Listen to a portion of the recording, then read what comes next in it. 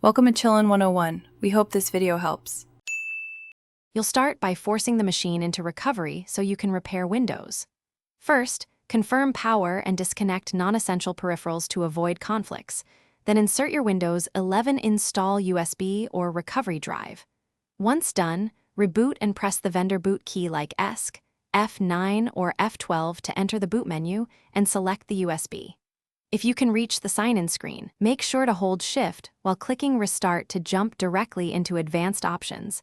That gives you the repair tools. Now use the Advanced options to apply specific fixes.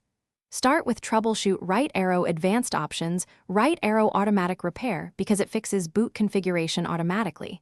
Let it complete even if slow. If that fails, choose Command Prompt and run chkdskc /F/R to repair disk errors, then sfc/scano to restore system files. Once done, try System Restore to revert to a known good point, or choose Uninstall Updates if a recent update. Finish by repairing the boot configuration and confirming Windows can start. Open Command Prompt and execute bootrec/fixmber, then bootrec/fixboot and bootrec/rebuild. That rebuilds the boot database so the OS is recognized. If rebuild reports no installations, use bcdbootc \Windows to recreate entries.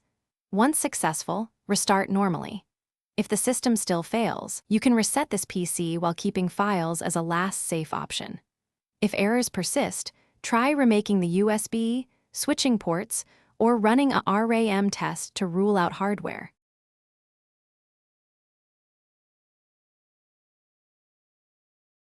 Thanks for watching. Consider subscribing if we helped you.